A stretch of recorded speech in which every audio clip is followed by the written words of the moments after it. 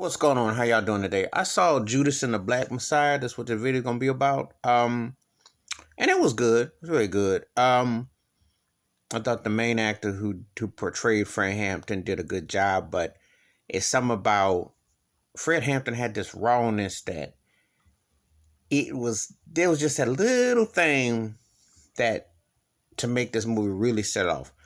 But they did capture the '60s real well, the backdrop real good. Um, the one who plays mother of his child and wife did a great job. I dug that. The snitch informant, he was good. He was good. The reality of the situation is this, and I got to see it on HBO Max, which is a great deal if you get it. I'm not going to nobody's theaters, but I'm glad I got to see it through that situation. But anyway, Fred Hampton was a revolutionary. He was ahead of his time. He was a groundbreaking soul brother. And it's ironic that he was coming on the heels of Huey Newton and Bobby Seale and those guys, but he was definitely making a name for himself, kind of like a Mega Edwards thing going. There's no telling how far he could have gone. However, a black man with a vision, strength, and has that kind of sway is too powerful in this racist country. J. Edgar Hoover was a racist, known, hateful bigot. They still got the FBI building name after him, by the way. Then you talk about cancel culture, or you talk about people like to revisit and stuff. They ain't canceled him. They still got his name up there. Wonder why? See, because if you can hate on black folks, it don't matter what time period. Now, this is like 50 years ago. Ain't that long ago. Thing is that the legality that they used to kill Fred Hampton, it's an education for people to see. It's very much a truth.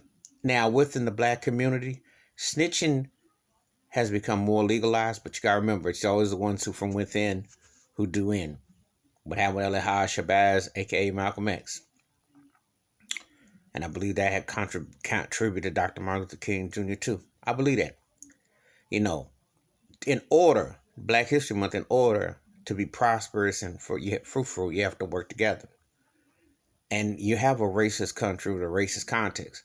However, enemies from within the circle, people from within the flesh, killing off one another or snitching on one another, done more harm than as much harm, or even more so. So what do?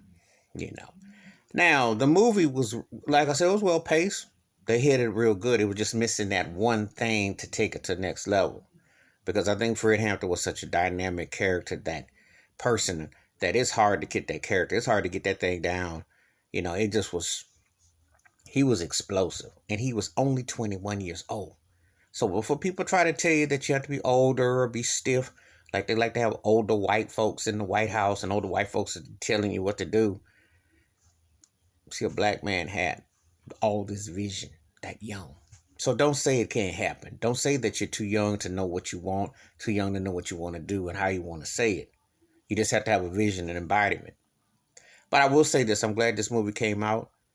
It showed direct betrayal, and it showed how to divide to conquer. However, forces could still come together right now and flip the script. When you see a lot of the movie and you think about what's going on today, you have to ask yourself, what has really changed in 50 years?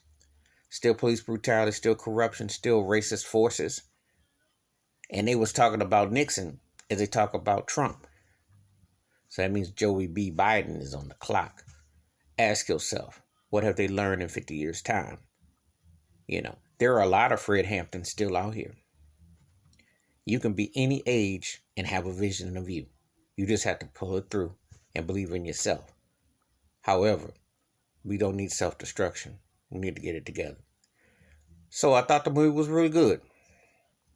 But Fred Hampton was a revolutionary and it was truly ahead of his time. And props to his wife and his son. And respects to the Black Panther OGs. Because when you look at what they did, the sums of the parts, the sums were a lot greater. Children with breakfast in the morning. Education, enlightenment. That can't be forgotten. You got to remember that, and you want to make sure that that is heard, because a lot of stuff gets lost but this is important. So anyway, that's my thoughts and takes about Judas and the Black Messiah. The film Take, put some respect by Fred Hampton's name and memory, and holding those racists who killed him accountable. And why do they still have J. Edgar Hoover's name being honored like he was something, like he did something for justice, when he was just another corrupt racist bigot who hid to try to kill off black folks? Give me your thoughts and your takes. Hit the like, hit the subscribe. I welcome thoughts and comments, and I do respond. Wash your hands, keep your mind clear, watch out for one another, and if you don't, respect within. History has a way of repeating itself again. I'm out.